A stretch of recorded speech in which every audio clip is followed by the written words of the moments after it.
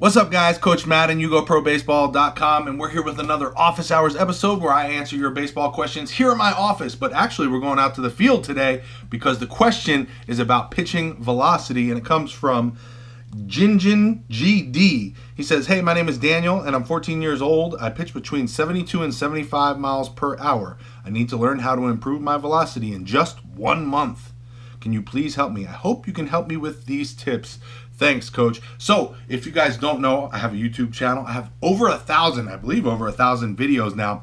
As a former professional pitcher myself, a lot of these videos deal with pitching velocity, pitching accuracy, pitching tips in general for you to be a better pitcher. So what I'm going to do for you, Daniel, and the rest of you guys watching who want to increase their pitching velocity, I'm going to put together my best tips from all of those videos right here in this video. So if you're interested in trying to learn how to increase your pitching velocity in a short amount of time, this is going to be the video for you. Now, don't get it twisted. Nothing comes easy. Everyone's looking for that magic pill. How can I add 10 mile an hour in 3 days? It doesn't happen, right? Yeah, there's some instant fixes, some mechanical stuff that you can do that'll give you that little bump, but just remember, it's the hard work and the dedication, discipline over time that's really going to give you the real velocity gain, the real stuff that you're going to keep and hold on to forever. Those development gains, not just those quick little hacks that you can do.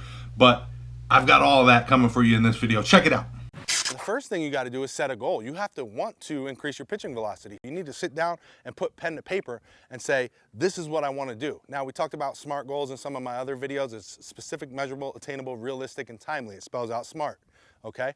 That's what you want to do. You want to have it be specific. You want it to be measurable. So give yourself a mile per hour that you're shooting for. If you're throwing 80 and you want to throw 85, say 85. Don't just say I want to increase my pitching velocity. Say I want to throw 87. You also want to make it attainable and realistic. If you're throwing 50 and you're saying you want to throw 90, that's probably not realistic in the short term, right? Also timely. You want to be timely with it. Say when? In 1 month, 2 months, 3 months, by the end of the season, what is it? That's a SMART goal, so set a SMART goal. Increase your mobility to increase your pitching velocity for only $1.48. Well, we're going to use one tool, and it's right here. $1.48. It's a piece of PVC pipe right here. I got it from Home Depot. It actually came in a 10-foot piece, and I just cut it in half, okay? And it was like less than $3. Came out to $1.48 each piece. And this is a great tool to work on increasing your shoulder mobility and some other stretches that you can do with this PVC pipe. And I'm gonna show you just a few of these mobility drills that you can do with this piece of PVC pipe to increase that mobility and in return increase your pitching velocity. Obviously, this is a small piece to the puzzle. There's a lot more that comes with increasing your pitching velocity. So here's a few exercises you can do with this PVC stick. One I call passovers. You're just going as far as you can out to the side. You're gonna pass over your head until it goes back to your back. You're gonna go around 10 times each way until you hit your back, hit your belly, hit your back, hit your belly, okay? Then we're gonna lead with the right hand over and back around, okay? And then we can reverse it. Obviously, we're gonna do these 10 or so times each. I'm only doing a few times each for purposes of length of the video, so I don't keep you here all day. So that's one. Then we could do laying it back on the forearm, pull it back here. We can work on our external rotation. This is a great one to stretch the shoulder out right here. Then we can also stretch our lats out, which is a good one. We're just gonna kind of fall our hips back, let our butt go back, and stretch these lats out right here. Feeling a good stretch down the arm. We can alternate our hands, get a deeper stretch on either side. And those are just a few exercises you can do. I made a video with 10 mobility drills that you can do with the PVC pipe, and I'll leave the card right here that you can click on and go watch that video if you want some more tips on how to use this PVC pipe. But again, this is just a great way, a real cheap way, $1.48 or less at your local hardware store, and you can increase your mobility and possibly increase your pitching velocity.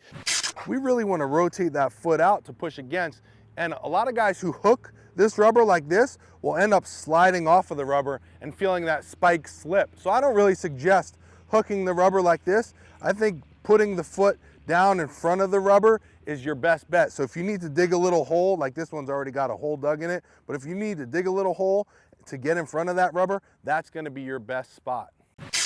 Loading is super important.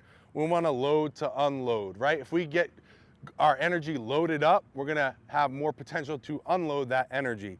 So when we get loaded up, we really wanna load those hips and load the back leg. We want to look powerful. We want to get loaded up into that backside so we can drive out of it and create a lot of energy. We don't want to just come straight up and down with a leg lift right here, right? We want to load those hips, load that back leg, look powerful so we can drive out of it. That's very, very important in the pitching delivery. Now, pitching mechanics in general are very important for pitching velocity, load being the most important of it. And if you want a full video of the pitching mechanics and what you can do to really increase your pitching velocity, check out the load to unload video that I made, and also check out my pitching velocity killers, 9 pitching velocity killers. I'll leave a card up here to watch that one and a link down below to watch those other 2. Well, it's very simple. Like I said, it's instinctual. When you tell a young kid, go ahead and rear back and throw this one, what's the first thing he's gonna do? He's gonna tilt his shoulders and he's gonna twist back, right? Rear back, that's what that means. And in fact, that works. Why does that work? We talk about pitching velocity or the pitching delivery, at least the way I speak of it, being linear energy and rotational energy, because I'm driving away from this rubber, and then I'm also rotating. So we've got 2 types of energy, right? Now, the rear back part of this, when guys separate, okay, I don't know if you know this, but guys separate at 45 degrees or more closed off. So if I'm pitching straight this way, right, this is for third base, I'm a righty, third base, home plate, and when I separate my hands, 45 degrees would be right about here. So a lot of pro pitchers, high velocity pitchers, when they separate their hands, they don't separate straight, even though that's what we've always been taught by our coaches, separate, point straight to home. That doesn't work. That doesn't help you increase your pitching velocity. The high velocity pitchers separate at 45 degrees or more. You'll see a lot of righties separate at third base, okay? Now, why does this work? Why does this help? Well, because if we separate a lot very closed off, we're gonna put ourselves into a better situation to have good hip to shoulder separation. Now, ASMI did a study that showed that 80% of your pitching velocity comes from hip to shoulder separation. So if we can get good hip to shoulder separation, then we're gonna be able to increase our pitching velocity. So the simple way to do that is, if you guys are very linear with your hand separation, is to start a little bit more closed off, 45 degrees or more closed off when you separate your hands, okay? Now, the second thing we talked about when you rear back is tilting the shoulders, right? Now, that goes back to the linear energy. So we're driving, then we're rotating, and then we finish linear again, right? Now, if we're tilted in the beginning, then we have something to pull down with at the end. So now we've got this extra pull down at the end if our shoulders are tilted at first. You'll see a lot of pitchers when they're pitching, that shoulder comes down and their arm gets up. Their arm slot is in line with their shoulder angle, okay? So if you're tilted up first, you're loaded to unload. Same thing with the closed off, you're loaded to unload. Same thing with the tilt, loaded to unload. So it's all about loading and unloading your energy. So the tip that I want you guys to steal from this video is, when you separate your hands, separate at 45 degrees closed off or more with a tilt in your shoulders, and this is gonna help you get more rotational energy, more linear energy, and as a result, you're gonna increase your pitching velocity. So it doesn't matter how far you're throwing, long toss, or it doesn't matter if you're throwing weighted balls or what weight balls you're trying to throw.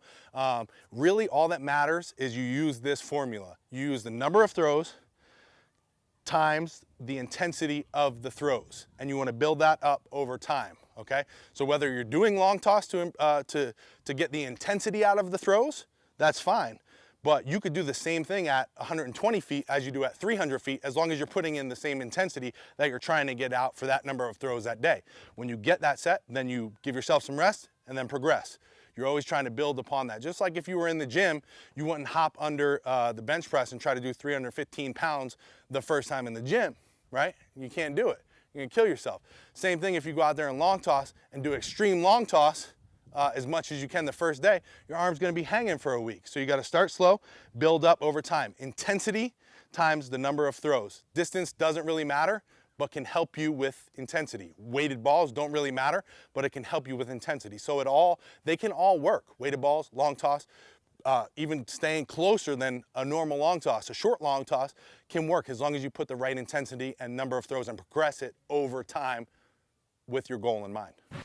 But I'm gonna show you just a couple of my favorite right now, what you can do with this thing. The first is you're gonna have your arm out to the side, and all you're trying to do with this tool is to make it bounce up and down and then stabilize it with your arm. It's very tough. I don't know if you can tell how tough it is just by seeing it on camera, but trying to make it bounce up and down for 15, 20, 30 seconds, it starts to burn. Now, I don't know if you can see that sometimes it starts to go in circles. I don't want that. I want it going up and down.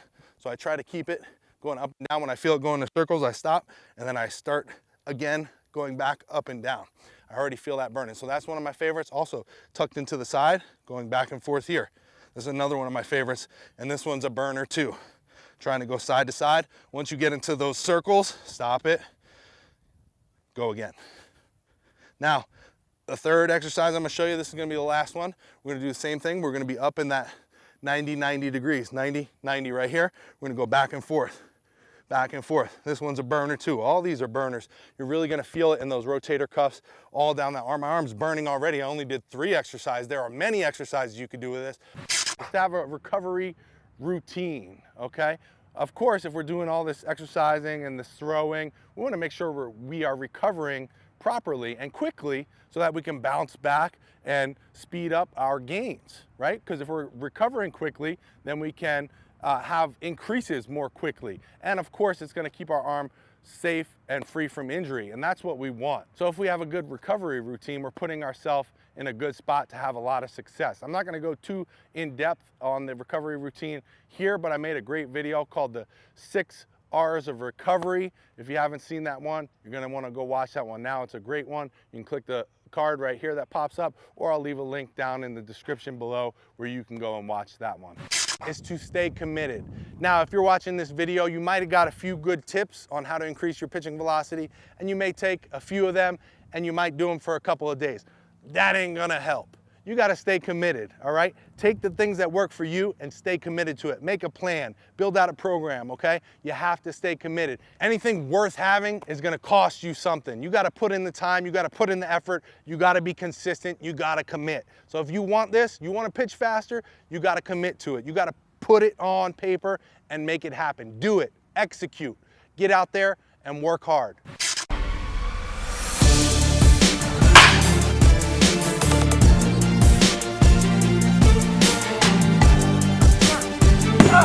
Sometimes we make things too complicated, but it's really not that hard. You just have to do the stuff that you have to do to get the success that you want. Some of what you have to do is gonna suck. Some days, you're gonna be tired. Some days, you're gonna be sick. Some days, every bone in your body is gonna hurt. You can either sit around and whine about it, or you can grab your balls and man up. Push through and accomplish what you can with what you have. Every time you put in the work, it's like making a deposit in the bank. If you make enough deposits, then you get a withdrawal. So when you're in that situation when you need it, you've got all that past work to draw from. Everything worthwhile in life requires you to pay it in advance. So don't wait to start fresh on Monday. Wherever you are, start right now.